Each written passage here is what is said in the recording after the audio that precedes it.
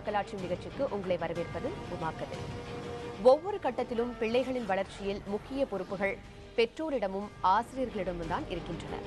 அதிலும் குறிப்பாக பதின்ம பருவ குழந்தைகளுக்கு ஏற்படும் மனமாற்றங்கள், அந்த காலகட்டத்தில் அவர்களுக்கு தேவைப்படும் உளவியல் ஆலோசனைகள் மிகவும் அத்தியாவசியமானது. அந்த வகையில் பதின்ம வயதுடைய குழந்தைகளை எவ்வாறு கையாள வேண்டும் என்பது குறித்து நமக்காக விளக்குவதற்காக குழந்தைகள் உளவியல் மருத்துவரான அமுதா நம் அரங்கத்திற்கு வந்திருக்கிறார். அவருடன் நாம் தொடர்ந்து விவாதிக்கலாம். எல்லோருக்கும் என் இனிய மாலை வணக்கம். வணக்கம் மேடம். நம்ம இப்ப பதின்ம பருவம், அதாவது வளர்நிலை பருவம் குறித்து நம்ம பேச போறோம். இந்த வளர்நிலை பருவம், இந்த பதின்ம பருவத்துல முக்கியமா கவனிக்க வேண்டிய விஷயங்கள் என்ன அப்படின்னு பாத்தீங்கன்னா, முதல்ல ஒரு குழந்தை ஒரு பர்டிகுலர் வயசு, அதாவது ஒரு குறித்த நிலை வர வரைக்கும் அவங்க ஆண் குழந்தையோ இல்லை பெண் குழந்தையா இருந்தாலும் குழந்தையா தான் பாவிக்கிறோம்.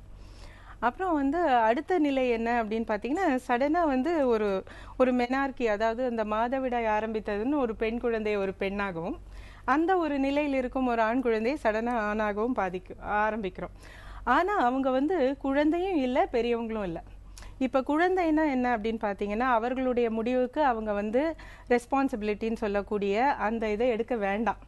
சின்ன குழந்தைங்க தானே, அவங்க எடுத்த முடிவுக்கு அவங்க அதே இது பண்ணணுன்றது கிடையாது. ஆனால் பெரியவங்க அப்படின்றது, குழந்தைக்கும் பெரியவங்களுக்கும் என்ன வித்தியாசம்னு பார்த்தீங்கன்னா, ஒரு வளர்ந்த நிலையில் இருக்கக்கூடிய அடல்ட்டுன்னு எப்போ சொல்கிறோன்னா, அவர்கள் எடுக்கும் முடிவுகளுக்கு அவர்கள் பொறுப்பேற்கிறார்கள். இப்போ இந்த பொறுப்பேற்கக்கூடிய காலம் அடல்ட்டு, பொறுப்பு இல்லாத காலம் குழந்தை, இது நடுவுக்குல இருக்கக்கூடிய காலம் வளர்நிலை பருவம் என்று சொல்லக்கூடிய அடோலசன்ஸ். இது நிஜமாவே ஒரு என்ன சொல்றது, ஒரு இடைநிலை பீரியட் தான். அவங்க குழந்தையும் கிடையாது, வளர்ந்த ஒரு தன்னை தானே பொறுப்பு ஏற்கக்கூடிய ஒரு அடல்ட்டும் கிடையாது. அதனால அவர்களுடைய பிரச்சனைகள் நிச்சயமா அவர்களுக்கே உரித்தானது, அந்த ஒரு வயதுக்கே உரித்தான பிரச்சனைகள் அப்படின்னு சொல்லலாம். இந்த காலகட்டத்தில், அதாவது இந்த வளர்நிலை பருவம் என்று சொல்லக்கூடிய அந்த காலகட்டத்தில் நிச்சயமா அவர்களை சுற்றி இருக்கக்கூடிய பெற்றோர்கள், அப்புறம் அவங்க ஸ்கூல் தான் அவங்களுக்கு ஒரு பெரிய இது இல்லையா, பள்ளியில் இருக்கக்கூடிய ஆசிரியர்கள், அவர்களை சுற்றி இருக்க முக்கியமா அந்த நேரத்தில் அவர்களை யார் பாதிக்கிறாங்க அப்படின்னு பார்த்தீங்கன்னா, நண்பர்கள். பியர் பிரஷர் அப்படின்னு சொல்றாங்க இல்லையா, எதுனாலும் அவங்க உடனே அவர்கள் யாரை மாறி இருக்கணும் அப்படின்னு நினைப்பாங்கன்னா, ஒன்று ஒருத்தரை பற்றி அவங்க ஹீரோ வர்ஷிப் மாதிரி வச்சிருப்பாங்க, அவங்கள மாதிரி இருக்கணும்னு நினைப்பாங்க. அதே மாதிரி யாருடன் சேர்ந்து இருக்கணும்னு நினைப்பாங்கன்னா நண்பர்கள். ஸோ நண்பர்களுடைய தாக்கம் அந்த வயதில் அதிகமாக இருக்கும். ஸோ இதையெல்லாம் நம்ம ஒரு கவனத்தில் கொள்ள வேண்டும். ஒரு பெற்றோராக இருக்கிறவங்களோ சரி, இல்லை ஒரு ஆசிரியராக இருக்கவங்களோ, இதையெல்லாம் கவனத்தில் கொண்டு தான் அந்த பிரச்சனைகளை கொண்டு போக வேண்டும். ஏன்னா அந்த காலத்திற்கே உரிய பிரச்சனைகள் தனித்தன்மை வாய்ந்தது. இப்போ அந்த பருவநிலை மாற்றம், அந்த மன்னிக்கணும், அந்த பதின்ம பருவத்துல அதாவது அவங்களுடைய யோசனைகள் பார்க்க போனோம்னா அவங்களுக்கே அவங்களோட இதுவாக தான் இருக்கும். இப்போ பெற்றோர்களோ இல்லை ஆசிரியர்களோ சொல்ல காதுல கூட வாங்கிக்க மாட்டாங்க.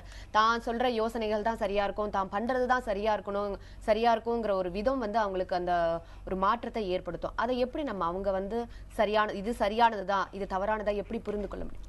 இப்போ நீங்கள் ஒன்று பார்த்தீங்கன்னா, நிறைய பேர் சொல்லுவாங்க, இந்த நிலை இருக்கிற குழந்தைகளுக்கு நம்ம பெற்றோராக இருக்கக்கூடாது, நண்பர்களாக இருக்கணும்னு.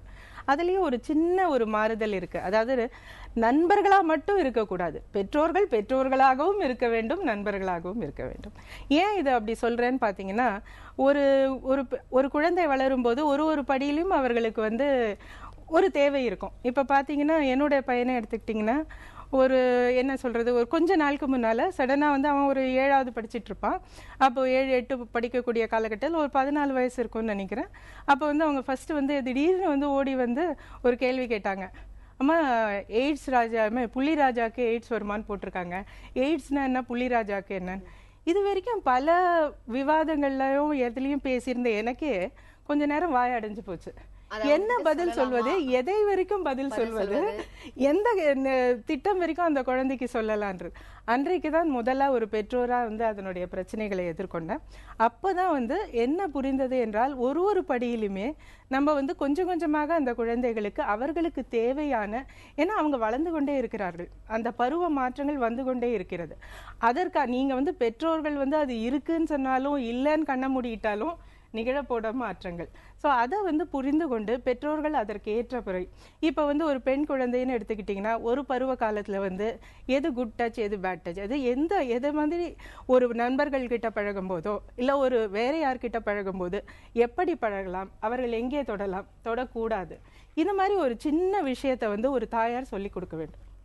இப்போ அவங்க சொல்லி கொடுக்கும்போது அது வந்து ரொம்ப ஒரு சரியான தகவல் இல்லையா? ஸோ அந்த மாதிரி சின்னதா ஒரு குழந்தையும் ஒரு காலகட்டத்தில் வரும் பொழுது இப்போ வந்து ஒரு பெண்ணுக்கு வந்து ஒரு மாதவிடாய் ஆரம்பிக்குதுன்னே வச்சுக்கோங்க. அந்த மாதவிடாய் காலகட்டத்தில் எப்படி இருக்க வேண்டும், தன்னை எப்படி பாதுகாத்து கொள்ள வேண்டும், அப்போ வந்து எப்படி, ஏன்னா அவங்க வந்து அந்த நேரத்தில் ரொம்ப கூச்ச சுபாவமாக இருப்பாங்க, சின்ன வயது. அதுக்கப்புறம் அவங்களுக்கு வந்து அந்த ஹைஜீன் எப்படி மெயின்டைன் பண்ணணும், தன்னுடைய தன் சுத்தத்தை எப்படி மெயின்டைன் பண்ணணும், அந்த மாதிரி எல்லாம் தெரியாது.